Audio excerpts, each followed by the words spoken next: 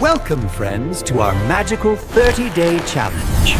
We are bringing you a new story every single day. This is day 23. Like and subscribe to help us reach our 100,000 subscriber goal together. Once upon a time, in a kingdom that sparkled under the golden sun, lived a young royal named Princess Anya. Princess Anya was very beautiful, with hair like spun silk and eyes like sparkling emeralds, but she had one big flaw. She was incredibly vain, caring more about her pretty dresses and jewels than about the people of her kingdom. Her bedroom was filled with 100 mirrors, reflecting her own face back at her from every single angle. Every morning, her maids would brush her hair for hours until it shone perfectly in the morning light. No, watch the luster near the bottom. Honestly, are you even trying? She had a mountain of silk gowns in every color of the rainbow, yet she always complained she had nothing to wear. Oh, this pink is too pale, and this blue is too bright. I need something that makes me shine like a star. Her father, the king, loved her dearly, but he worried that her heart was becoming as hard as the diamonds she loved. He decided to give her a special gift for her birthday, hoping it would teach her a lesson about true value. The king entered her room holding a small, unassuming velvet box, which looked quite plain compared to her other treasures. Happy birthday, Anya. This is a very special necklace. It shines brightest only when the wearer's heart is kind. Anya snatched the box eagerly, ignoring her father's wise words, and popped the lid open with a snap. Inside lay the most magnificent necklace she had ever seen, made of 1,000 tiny, shifting blue crystals. She gasped in delight, lifting the heavy jewels from the box and holding them up to the sunlight.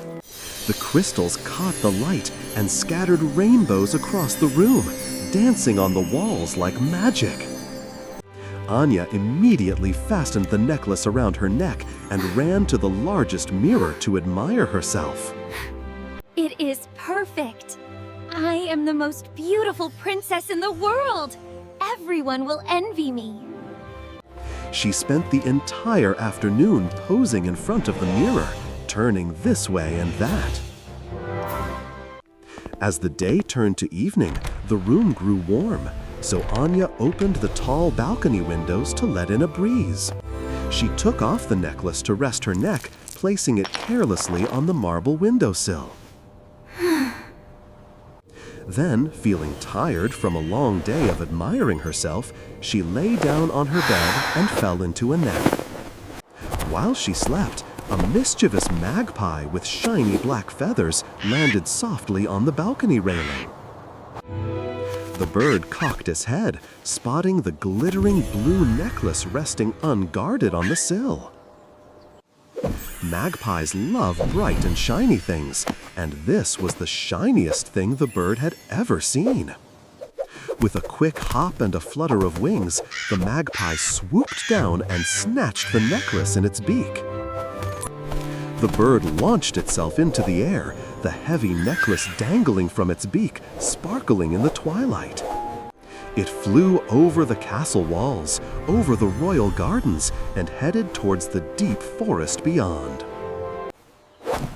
But the necklace was heavy, much heavier than the twigs and foil the bird usually carried. As the magpie flew over a humble woodcutter's cottage, its jaw grew tired, and it opened its beak. The necklace fell from the sky, tumbling down through the leaves of a large oak tree. Back at the castle, Princess Anya woke up and stretched, ready to put her beautiful jewelry back on for dinner. She walked to the windowsill, reaching out her hand, but her fingers touched only cold, empty marble. She looked down, blinking in confusion, and saw nothing but a black feather. The necklace was gone. Panic seized her. She threw the heavy velvet curtains aside and looked on the floor, but it was not there. My necklace!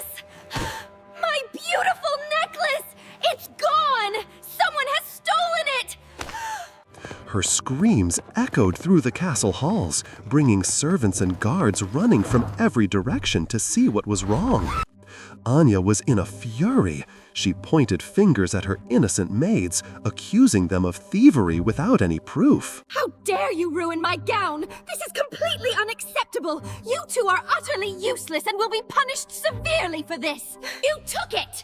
Or you! Search the room! Search the castle! Search everyone! The guards turned the room upside down, emptying drawers and looking under rugs, but they found nothing. The king came in to see what the commotion was, looking disappointed at his daughter's rage. I cannot believe this mess! Clean it up immediately, all of you! Anya, calm down. It is just a thing. Things can be replaced, but your dignity cannot. But Anya would not listen. She threw herself on her bed and wept, not for the gift, but for her lost beauty. She declared that she would not eat or sleep until her precious necklace was returned to her. Meanwhile, deep in the forest, a young girl named Elise was gathering firewood for her family. Elise was poor. Her dress was patched and faded, and her shoes were worn thin. But unlike the princess, Elise had a smile that was warm and kind, and she hummed as she worked. As she bent down to pick up a stick, she saw something glittering in the tall grass near the oak tree. She brushed the dirt away and gasped. There lay the magnificent blue crystal necklace. Wow, it's beautiful! She picked it up gently. It was heavy and cold, and it sparkled even in the dim forest light. Oh my! I have never seen anything so beautiful. It must belong to a fairy queen. She ran inside the cottage to show her mother, who was cooking soup over a small fire. Her mother looked at the jewels with wide eyes, realizing instantly that this was no fairy toy. Elise, this is a royal treasure. Look at the crest on the clasp. It belongs to the princess. Elise knew that selling even one stone from the necklace could feed her family for a year. Her stomach rumbled with hunger, and she looked at the thin soup in the pot. But Elise shook her head. She knew that keeping something that wasn't hers was wrong. We must return it, Mother. The princess must be so sad to have lost it. Her mother smiled proudly and wrapped the necklace in a clean rag to keep it safe. The next morning, Elise set off early, walking the long, dusty road towards the castle. It was a long journey for her little legs. The sun beat down hot on her head. Carriages passed her by, splashing mud on her dress, but she kept walking, clutching the bundle tight. Finally, the tall spires of the castle appeared in the distance, shining like hope. Elise reached the massive iron gates of the castle, where two grumpy guards stood watch with spears. She tried to walk through, but the guards crossed their spears, blocking her path. Halt! No beggars allowed in the castle. Go away, little girl. Please, sirs. I have found something precious belonging to the princess. I must return it. The guards laughed at her, looking at her ragged clothes and dirty face. You found a treasure? Likely you want to steal something. Be off with you! Elise felt tears sting her eyes, but she didn't leave. She sat down by the gate and waited. She waited for hours. The sun began to set, and the air turned cold. Inside the castle, Princess Anya was pacing her balcony, looking miserable and angry. She looked down at the gates and saw the tiny speck of a girl sitting there stubbornly. Curious and bored, Anya ordered her servant to go down and see what the peasant wanted. The servant brought Elise into the great throne room, where Anya sat on her velvet chair. Please, sirs. I have found something precious belonging to the princess.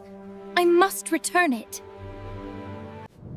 Elise felt very small in the giant room. The floor was so polished she could see her reflection.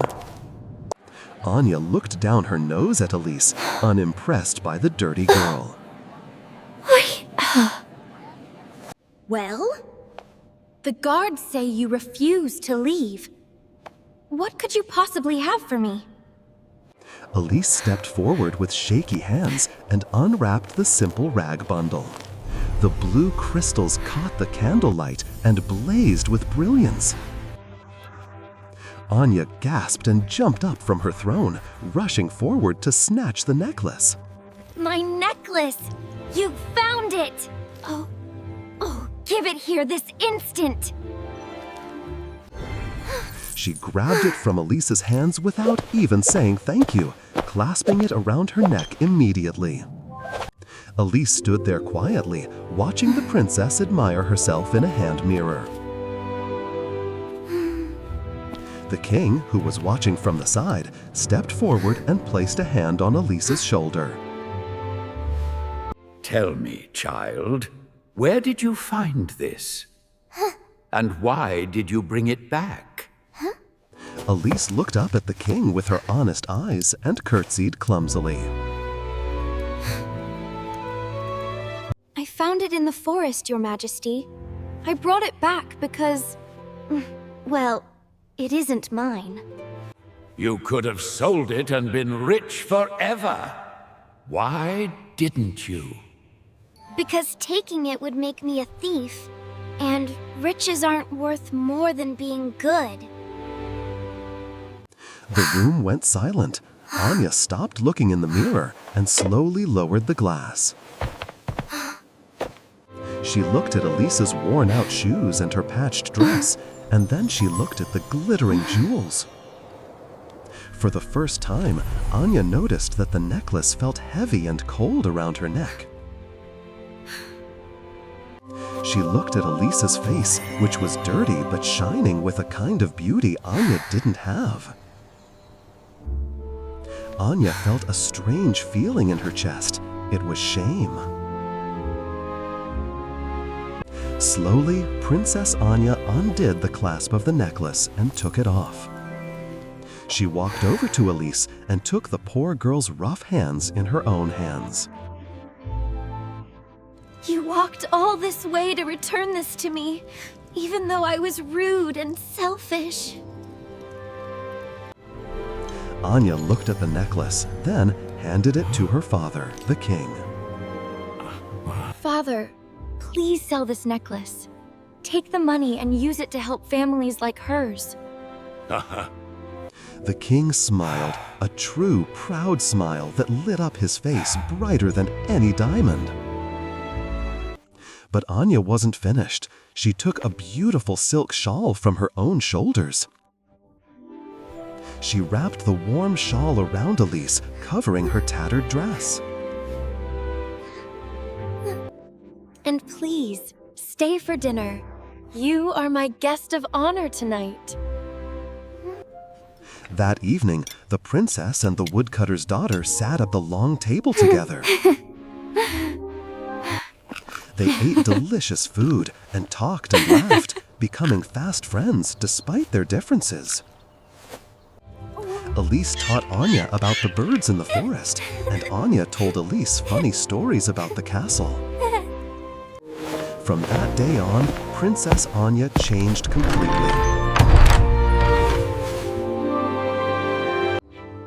She stopped spending hours in front of the mirror and started spending time helping her people. She often visited Elise in the forest, not wearing silk, but wearing simple clothes for walking. The king kept his promise and used the necklace's value to build new houses and schools. Anya realized that her father was right about the gift he had given her.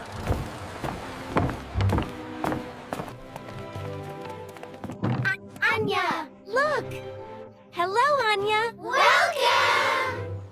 The necklace had indeed taught her a lesson about true value.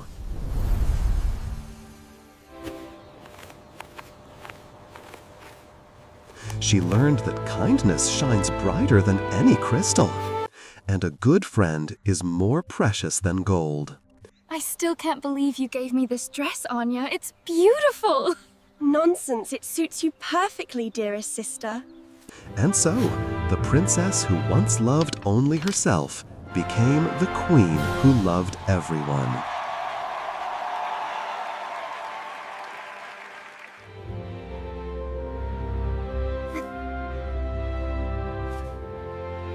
And they all lived happily ever after. Did you love this magical tale? Please like, share, and subscribe. Friends do like and subscribe channel.